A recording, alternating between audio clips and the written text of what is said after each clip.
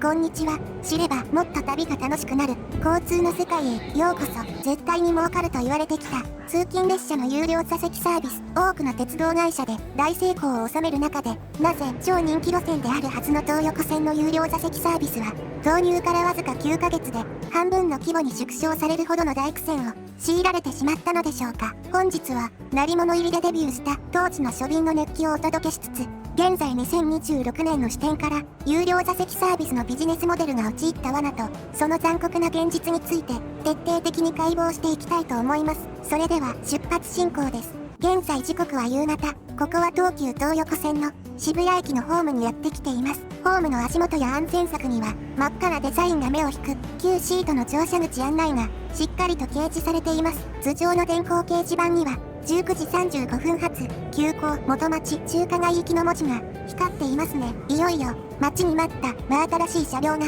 ホームへとゆっくり滑り込んできました。本日は2023年8月10日、まさに東横線旧シートが華々しくデビューした初日の記念すべき第1便に乗車します。スマートフォンで購入した500円のデジタル指定券の画面には5号車の 6A という座席番号がしっかりと表示されています。ドアが閉まり、列車は静かに渋谷駅を出発しました。車内を見渡すと鮮やかな緑色のシートが並び、庶便ということもあって多くの乗客で賑わっています。頭の部分にはふかふかのヘッドレストも完備されていて快適な移動空間が演出されています。さて、ここまで初日の熱気をお届けしてきましたが、この動画では少し時計の針を進めて現在2026年2月の視点から当時の映像を振り返るという構成で皆様にお届けしております。当チャンネルではこうした交通インフラの裏側にあるビジネスのからくりを毎週解説しています。ぜひチャンネル登録をお願いします。実はこの日華々しくデビューした東横線の旧シートは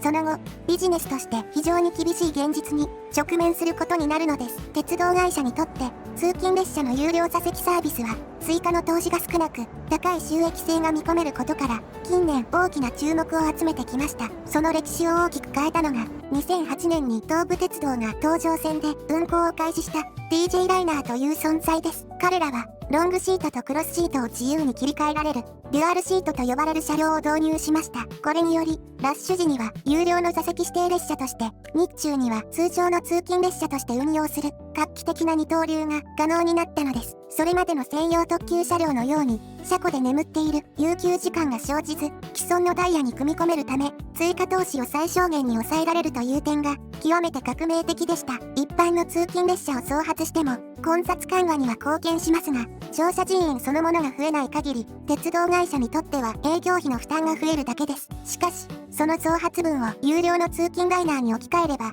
乗客からの追加料金が直接利益として入ってきます。試算によりますと先行する TJ ライナーは年間で約1億円を優に超える規模。京王電鉄の京王ライナーに至っては座席指定料金の収入だけで導入当初の数億円規模から近年では10億円を大きく突破する規模にまで急成長を遂げています。これらの成功事例から有料座席サービスが成功するための絶対的な方程式が浮かび上がってきます。それは30分以上の乗車時間があること、ターミナル駅の始発で視認性が高いこと、他に座れる代替手段が乏しいこと、都心から郊外への一方向の需要であること、そして適度な運行本数であることの5つです。この方程式に合致し完璧な成功を収めたのが実は同じ東急電鉄の大井町線の旧シートでした。2018年12月に導入された大井町線の旧シートは7両編成の急行列車のうち3号車の1両を有料座席に設定し、平均乗車率約8割という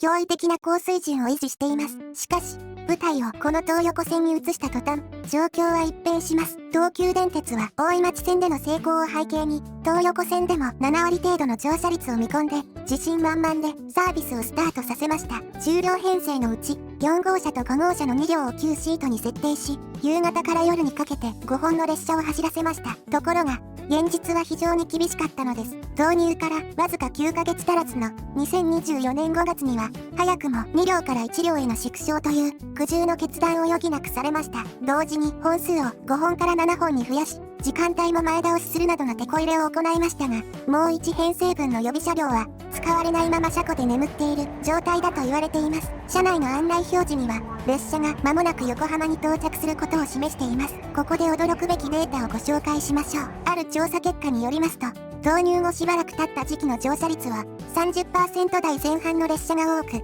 中には 10% 台にまで落ち込む便もありました。全体平均でも 40% に届かない水準で、見込んでいた7割の半分以下という衝撃的な結果だったのです。ご覧の通り、車内の座席は多くの人が座っていますが、これは初日の目新しさによるもの、実際はかなり厳しい結果となってしまったのでした。では、なぜ絶対に儲かるはずのモデルが、東横線ではこれほどまでに苦戦したのでしょうか。そこには、多くの構造的な原因が隠されていました。第1の原因は、渋谷始発の急行がもともと座れる列車だったということです。東横線の渋谷駅では夕夜間に毎時数本の始発急行に加え、副都心線からの通勤特急や新横浜線直通の急行など非常に多くの列車が走っています。少し待てば座れる可能性がある中でわざわざ500円を払う必然性が極めて薄かったのです。第2の原因は乗車時間が短すぎることです。渋谷から横浜までは急行で約34分、人口の多い武蔵小杉や菊名までは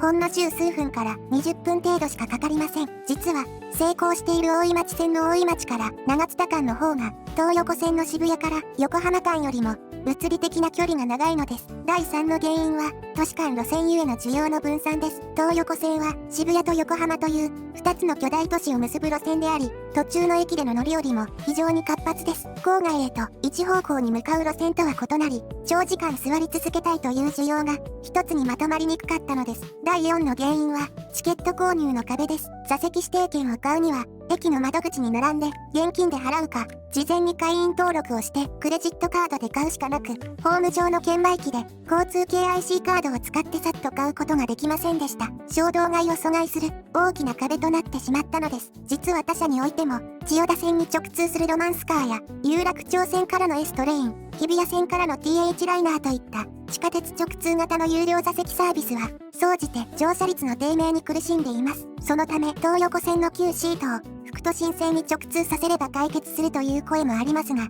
他社の事例が示す通り、それは決して万能の魔法ではありません。では、短距離路線で有料座席を成功させるには、どうすればいいのでしょうか。その一つの答えが、関西を走る京阪電鉄のプレミアムカーです。2017年に導入されたこの車両は、既存の車両を大改造し、ゆったりとしたリクライニングシートに、ふかふかのカーペット、さらに専属のアテンダントまで乗務しています。驚くべきことに、京阪本線では短距離の利用客でも、このプレミアムカーに喜んで課金しています。つまり、本物のプレミアムカーを持っていれば、乗車時間が短くてもビジネスは成立するのです。東横線は、田園調布や自由が丘など、ブランド力のある街を結ぶ路線です。そこに普通の通勤用シートの向きを変えただけの設備では、乗客の厳しい目と期待には応えきれなかったのかもしれません。こうした厳しい現実を受け、東急電鉄も次なる一手を打ちました。2025年7月からは、東横線の上り列車、つまり元町・中華街から渋谷へ向かう便でも旧シートのサービスを開始したのです。これはみなとみらい地区のオフィスワーカーの帰宅需要をなんとか上り列車で取り込もうとする新たな戦略と言えます。通勤列車の有料座席は決して絶対に儲かる魔法のビジネスではないことが分かりました。路線ごとの固有の需要や特性を冷静に分析し、理論と現実のギャップを見極める力こそが鉄道ビジネスにおいて最も重要であると、この東横線旧シートの歴史は教えてくれています。さあ、列車は間もなく終点の元町・中華街駅に到着します。ビジネスの光と影を乗せて走ったこの列車での旅、いかがだったでしょうか。それではまた次の動画でお会いしましょう。ご視聴ありがとうございました。